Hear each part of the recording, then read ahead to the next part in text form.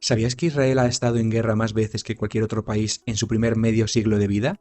Y no solo eso, en sus primeras 2 décadas de vida, este diminuto país fue atacado por coaliciones de países con poblaciones y ejércitos decenas de veces superiores, y aún así sobrevivió. Y no solo sobrevivió, ganó una y otra vez. Pero lo interesante no es solo que ganara, es cómo lo hizo.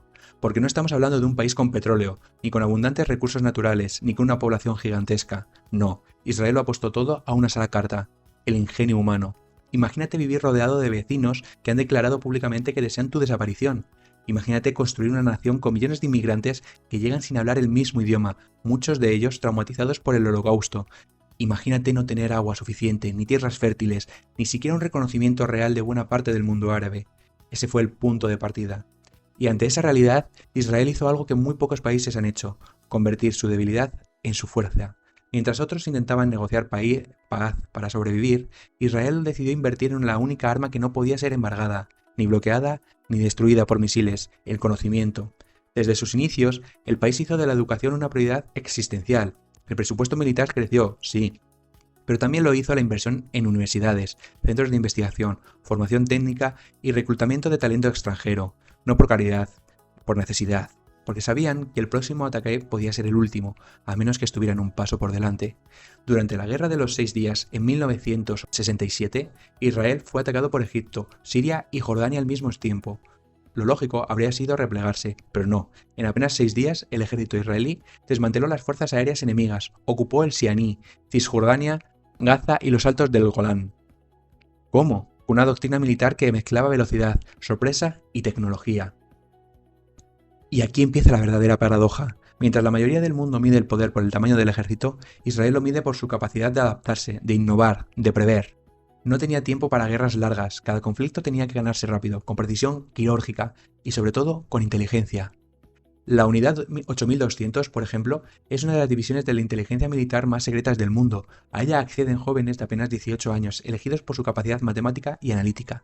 Allí se desarrollan algoritmos de espionaje, herramientas de ciberseguridad y tecnología que luego se convierte en startups multimillonarias. ¿Quién más convierte a sus soldados en emprendedores? Pero esto no es casualidad. En Israel, el ejército no es solo defensa, es un semillero de innovación. Cada amenaza externa se convierte en un laboratorio, cada misil lanzado hacia sus ciudades es una excusa para mejorar su sistema de defensa. El ejemplo más famoso, la cúpula de hierro, un sistema de misiles antimisiles capaz de interceptar cohetes en pleno vuelo con una eficacia de más del 90%. ¿Sabes cuánto tiempo tardaron en desarrollarla? Menos de 3 años, porque en Israel el tiempo no es oro, es supervivencia. Y no olvidemos un detalle crucial, el servicio militar obligatorio. Tanto hombres como mujeres deben servir, pero más allá de lo militar, esto crea una red social invisible, un vínculo entre generaciones, entre sectores, entre personas que luego fundan empresas, invierten juntas o colaboran en proyectos tecnológicos. Es un capital social que no se ve, pero que sostiene todo lo demás. Ahora bien, ¿por qué esa obsesión por la seguridad? Porque Israel no tiene margen de error. Un error no significa perder una elección, significa desaparecer del mapa. En economía conductual, esto se llama aversión a la pérdida extrema, cuando las consecuencias de fallar son tan altas que te vuelves hipereficiente para evitar el fallo. Y esa mentalidad se ha trasladado a todo: agricultura con riego por goteo en el desierto, desarrollo de vacunas a contrarreloj, programas educativos para detectar talento precoz y un sistema diplomático que se anticipa a cada movimiento regional. Todo en Israel se diseña desde la urgencia. Por eso, la urgencia ha creado una máquina de innovación constante. Hoy, Israel tiene más científicos por habitante que cualquier otro país del mundo, más patentes per cápita que Alemania, más inversión en I+D como porcentaje del PIB que Estados Unidos, exporta tecnología militar a más de 100 países y sin embargo sigue siendo visto como una nación en permanente amenaza. Esa es la paradoja: cuanto más fuerte se vuelve, más se siente rodeado, cuanto más innova, más enemigos despierta. Y aquí es donde entra la parte más fascinante. El miedo existencial, lejos de paralizar, ha sido el motor de su crecimiento, no porque lo hayan elegido, sino porque no tenían otra opción.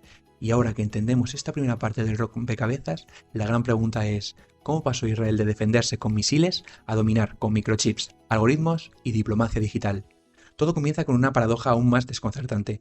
¿Cómo puede un país que apenas alcanza los 10 millones de habitantes ser llamada la Startup Nation? Y no es un apodo exagerado. Israel tiene más empresas tecnológicas listadas en el Nasdaq que toda Europa junta. Más de 6.000 startups activas, lo que significa que hay aproximadamente una startup por cada 1.500 personas. Para que te hagas una idea, eso es como si una ciudad pequeña como Salamanca o San Luis de Potosí en México existieran más de 200 empresas tecnológicas en fase de crecimiento, todas al mismo tiempo.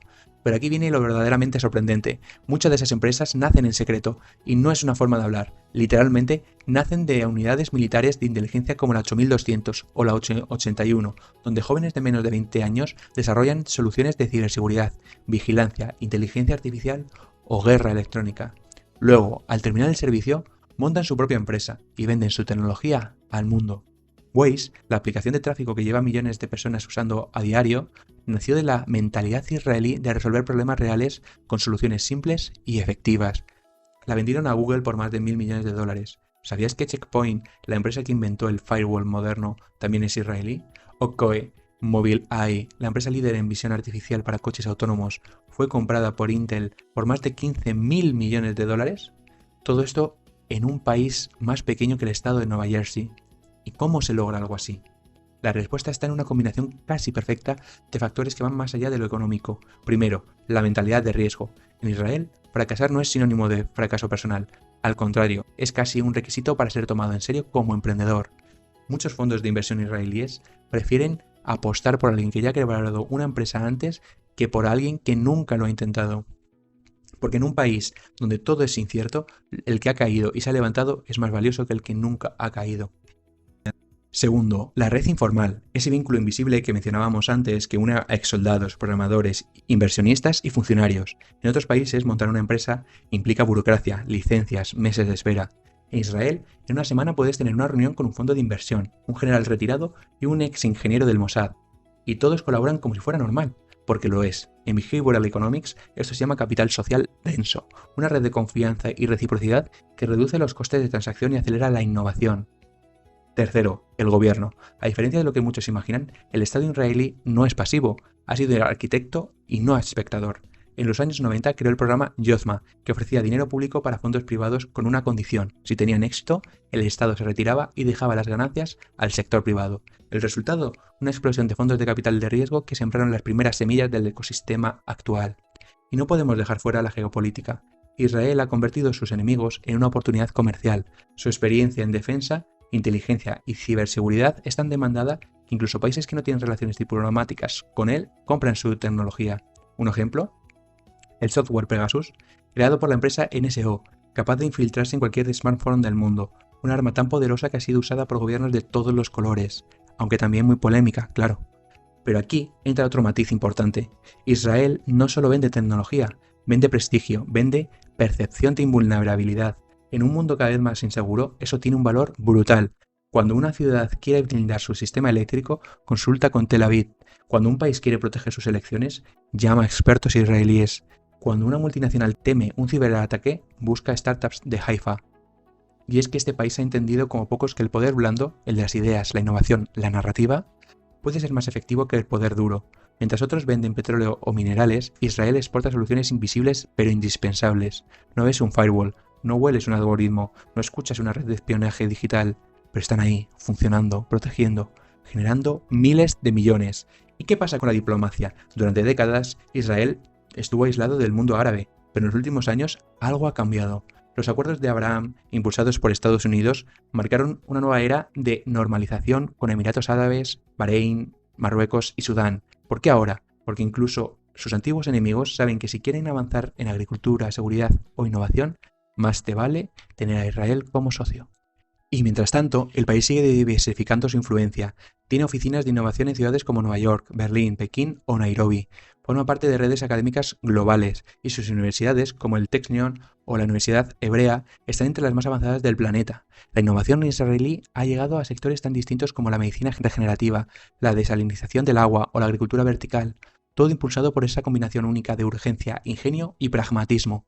Y aquí es donde culmina esta historia, porque lo que parecía una contradicción, un país pequeño con poder descomunal, es en realidad una lección. Israel no es fuerte a pesar de sus amenazas, es fuerte por ellas, porque en un mundo donde el tamaño ya no es garantía de nada, la agilidad mental, la resiliencia colectiva y la capacidad de convertir la vulnerabilidad en ventaja son el nuevo superpoder. ¿Y ahora que sabes todo esto? Dime, ¿de verdad sigues creyendo que ser pequeño es una desventaja? te leo en comentarios. Y si quieres seguir explorando ese otro lado de la economía, suscríbete, activa la campanita y acompáñame en la próxima historia que nadie más te va a contar.